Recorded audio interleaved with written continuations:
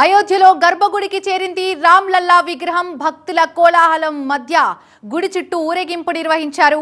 ఆ అద్వితీయ ఘట్టాన్ని చూసి భక్తజనం తరించిపోతున్నారు. టీవీ9 స్క్రీన్ పై మనం బాలరాముడి తొలి దర్శనం చూస్తున్నాం. బాలరాముడి తొలి దర్శనాన్ని మనం టీవీ9 స్క్రీన్ లో సూపర్ ఎక్స్క్లూజివ్ గా చూడొచ్చు. అయోధ్యలో అద్భుతమైన ఘట్టం ఆవిష్కృతమైంది.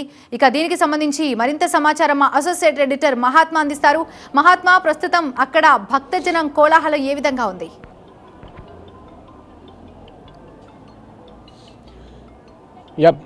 బాలరాముడు దర్శనాన్ని బయట జనానికి మొట్టమొదటిసారిగా చూపించారు. ఈరోజు బాలరాముడు ఎలా ఉంటాడు ఏంటి అన్నది ఇప్పటిదాకా కూడా చాలా గోప్యంగా ఆలయ ట్రస్ట్ దాచిపెట్టి ఉంచింది. ఇప్పుడు ఆయన బహిర్గతం అయిపోయారు. ఆయనకి ఇక నుంచి ప్రతిరోజు కూడా అనేక రకాల పూజాధికాలు జరుగుతాయి. నిన్నటి నుంచే ఈ పూజా కార్యక్రమాలన్నీ ప్రారంభమయ్యాయి. ప్రాయశ్చిత్త పూజ నుంచి మొదలు పెడితే అనేక రకాల పూజా కార్యక్రమాలని చేస్తూ వస్తున్నారు. ఒక విగ్రహ ప్రాణ ప్రతిష్ఠ జరపాలంటే ఏ తతంగం అయితే ఉంటుందో ఆ తతంగం అంతా కూడా ఇప్పుడు చేస్తున్న వాతావరణం మనకు కనిపిస్తోంది. నాకు వెనకాల ఉన్నదే ఈ అయోధ్య ప్రధాన రామాలయం. కాకపోతే చుట్టూ ఇంకా కన్స్ట్రక్షన్ వర్క్ జరుగుతుంది. ఇప్పుడు ఇంకా మీడియాని లోపలికి అలో చేయడం లేదు. ఈ పరిస్థితుల్లో డైరెక్ట్గా ఆ దృశ్యాలను నేను చూపించలేకపోతున్నప్పటికీ కూడా ఆల్రెడీ బాలరాముడికి సంబంధించిన ఫోటోగ్రాఫ్స్, వీడియో క్లిప్స్ ఆ ట్రస్ట్ ద్వారానే బయటకు విడుదల చేశారు. వాటిని ప్రస్తుతం మనం చూస్తున్నాం. సామాన్య భక్తజనం మధ్యకైతే ఇంకా బాలరాముని తీసుకురాలేదు. కేవలం ఆలయ ప్రాంగణంలో అక్కడే పరిక్రమ అన్నది చేస్తున్నారు.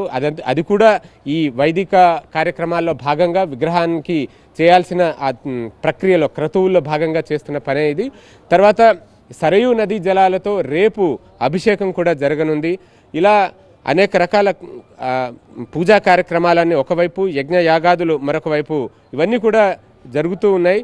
వరుసగా ఈ 4 రోజుల పాటు జరిగే కార్యక్రమాలు అత్యంత కీలకమైనవిగా మనం చెప్పుకోవచ్చు. వాటిలో మనం కొన్నిటిని ప్రత్యేకంగా చూస్తే గనక ఈ రేపు అంటే 18వ తారీఖున ఆయనకి కొన్ని రకాల పూజా కార్యక్రమాలని చేపడుతున్నారు. అందులో గణపతి పూజ ఉంది, వరుణ పూజ ఉంది, వాస్తు పూజ. ఇవి సాధారణంగా మనం కొత్త ఇంటికి గృహప్రవేశం చేసుకున్నప్పుడు ఈ గణపతి పూజ, వాస్తు పూజలని చేస్తూనే ఉంటాం. ఇప్పుడు ఏకంగా రాముడికి 500 ఏళ్ల తర్వాత ఒక ఆలయం నిర్మితమై మళ్ళీ ఆ ఆలయానికి బాలరాముడి రూపంలో ప్రవేశించబోతున్న నేపథ్యంలో, ప్రాణ ప్రతిష్ఠ జరగబోతున్న నేపథ్యంలో గణపతి పూజతోటి రేపు కార్యక్రమాలన్నీ కూడా ప్రారంభమవుతాయి. తర్వాత వరుణ పూజ, వాస్తు పూజ రేపు జరుగుతాయి. ఎల్లుండు అగ్నిదేవుడికి పూజలు జరుగుతాయి. నవగ్రహాల ప్రతిష్ఠ జరుగుతుంది. 20వ తేదీన సరయూ నది నీటితో గర్భగుడిని శుభ్రం చేస్తారు. ఆ సంప్రోక్షణ కార్యక్రమం జరుగుతుంది. ఆ తర్వాత రామ యంత్రాన్ని ప్రతిష్ఠించి ఆ యంత్రం మీద విగ్రహ ప్రాణ ప్రతిష్ఠ ఈ నెల 22న మధ్యాహ్నం 12:20 అభిజిత్ లగ్నంలో నిర్వహించబోతున్నారు. అందుకు తగిన కార్యక్రమాలు, ఏర్పాట్లన్నిటినీ చేశారు. ఇంకా నిర్మాణ పనులు ప్రధాన ఆలయం మినహాయిస్తే చుట్టుపక్కల చాలా పనులు పెండింగ్లో ఉన్నాయి. అవన్నీ కూడా యుద్ధ ప్రాతిపదికన రేయింబవళ్ళు కార్మికులు శ్రమిస్తూ వాటిని పూర్తి చేసే ప్రయత్నాల్లో ఉన్నారు. మరోవైపు అయోధ్య నగరం కూడా సర్వాంగ సుందరంగా ముస్తాబవుతోంది.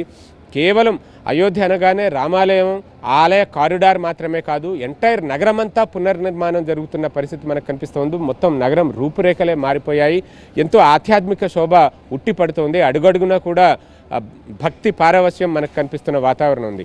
ఈ సందర్భంగా ఇప్పుడు బాలరాముడి దర్శనం కోసం యావత్ లోకమంతా కూడా ఎంతో ఉత్కంఠగా ఎదురు చూస్తుండగా ఆ దర్శన భాగ్యాన్ని కొద్దిసేపటి క్రితం కల్పించారు. ఇప్పుడు ఆ బాలరాముడికి జరపాల్సిన క్రతువులు, ఇతర కార్యక్రమాలన్నీ కూడా జరుగుతున్నాయి. ఎస్ మహాత్మా, మీరు ఒక నిమిషం